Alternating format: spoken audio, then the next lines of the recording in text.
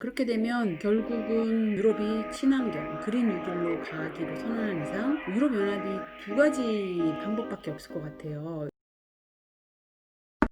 안녕하세요. 오늘은 유럽에서 자체적인 배터리 공급망을 만들려고 하는 움직임에 대한 이야기를 해보려고 합니다. 최근 현지 언론인 유로액티브에서 나온 이야기인데요. 스웨덴 배터리 제조업체 노스볼트라는 곳의 피터 클라슨 대표의 말을 인용을 해서 이렇게 얘기했어요. 유럽이 배터리 부문에서 아시아와의 격차를 좁히고 있다라는 이야기를 했거든요. 그러면서 이 노스볼트가 유럽 투자은행 EIB로부터 3억 5천만 유로, 우리 돈으로 5천억 원의 대출을 계약했다라는 보도도 이어졌어요. 이 노스볼트가 어떤 회사냐면 스웨덴 최초로 전기차 배터리에 들어가는 리튬이온 전지를 자체 개발한 스타트업이에요. 원래는 테슬라에서 일을 했었는데 스웨덴인 2명이었는데요. 테슬라가 밀고 있는 기가팩토리를 유럽에서도 실현해 보겠다라고 해서 2016년도에 창업한 스타트업입니다. 이 스타트업이 이렇게 빠른 시간에 투자도 많이 받고 성장을 하고 있는 배경에는 유럽 자동차 업체의 든든한 지원이 있기 때문이에요. 특히 폭스바겐이 이 노스볼트의 든든한 지원자 역할을 하고 있는데요. 폭스바겐은 노스볼트가 독일 북부에 공장을 지을 때 큰 투자처로 나서기도 했고, 최근에는 이제 BMW도 20억 유로, 2조 8천억 원이 넘는 공급 계약을 이 노스볼트와 체결을 했다라는 보도가 나왔어요. 유럽 자동차 업체들은 배터리셀을 자체 생산할 수 있는 곳이 없잖아요. 그러다 보니 우리나라나 중국으로부터 수입하는 것이 대부분인데요. 최근에는 유럽 자체적인 공급망, 밸류체인을 만들겠다라는 움직임이 상당히 가속화되고 있습니다. 특히 2017년이죠. 2017년에 유럽위원회에서 아시아와 미국의 이 전기차 제조업체와 경쟁을 할 수 있는 유럽 배터리 공급망을 구축하자라고 해서 자동차 기업, 화학 기업, 엔지니어링 기업 이렇게 다 합쳐져 가지고 유럽 배터리 동맹이라는 걸 만들었어요. 유로피안 배터리 얼라이언스라는 걸 만들었고요. 샤프트라든지 독일 지멘스, 기계 장비업체 만츠, 벨기에 화학업체 솔베이 이런 곳들이 다 결합을 했다라고 합니다. 유럽 자체 공급망 안에서 이걸 해결하기 위해서 팍팍 밀어주는 거죠. 노스볼트는 2024년에 배터리셀을 양산을 하겠다라고 하는데, 그렇게 되면 폭스바겐 같은 경우는 지금 우리나라의 LG화학이나 SK이노베이션, 중국의 CATL로부터 배터리를 공급받고 있지만 앞으로는 그 비율을 조정하거나 그렇게 되다 보면 우리나라 기업들도 좀 타격이 있을 수 있겠다라는 생각이 들고요. 이와 관련한 뉴스인데요. 최근에 나온 뉴스인데, 유럽이 오는 9월 말에 안전하고 지속 가능한 원자재 공급망을 구축하기 위해서 유럽 원자재 연합 European Raw Materials Alliance를 출범하겠다라는 보도가 나왔어요. 최근에 나온 보도인데요. 계획이 이렇습니다. 향후 10년 이내 원자재를 자체적으로 공급받아 유럽 경제를 회복하고 2030년까지 연간 600만 톤의 이산화탄소를 절감할 예정이다. 그러기 위해서는 이 부분이 상당히 중요한 것 같아요. 어떻게 하겠다라고 얘기를 했냐면 2025년까지 배터리 등 전자기기 제조에 필요한 원자재 목록과 세부 행동 계획을 업데이트할 것이다 라고 하는 거죠. 이 행동 계획 중 하나가 인권이라든지 보건, 안전 이런 부분에 대해서 흔히 ESG의 E와 S에 해당되는 부분이죠. 이 부분에 대해서 각각의 지속 가능한 소싱이 되도록 계획을 세우겠다라는 거죠. 연합 동맹이 계속 생겨나는 이유가 유럽이 이제 계속 그린 뉴딜, 친환경 산업이 성장하고 있다고 하잖아요. 기사에 따르면 유럽 내 친환경 산업 프로젝트 이런 부분에 대한 투자가 20억 유로, 2조 8천억에 육박했다.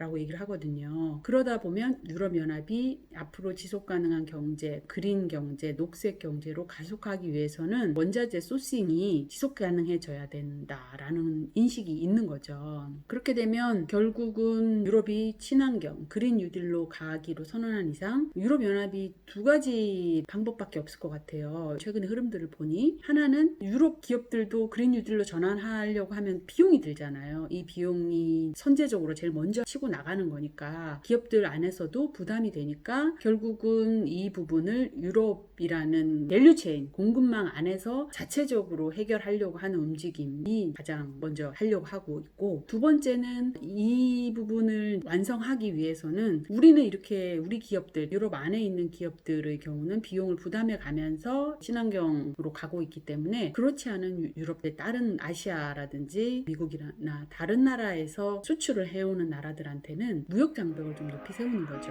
그래서 세금을 내거나 아니면 ESG에 관련한 규제를 자꾸 붙여가지고 너희들도 부담을 해라 라고 부담을 지우는 방식인 거죠. 우리나라 기업들도 유럽과 무역을 하고 있는 곳도 되게 많은데요. 이런 흐름들에 대해서 주의 깊게 보아야 할 것 같습니다. 오늘 이 두 가지 소식 알려드렸습니다. 도움 되셨으면 좋겠습니다. 감사합니다.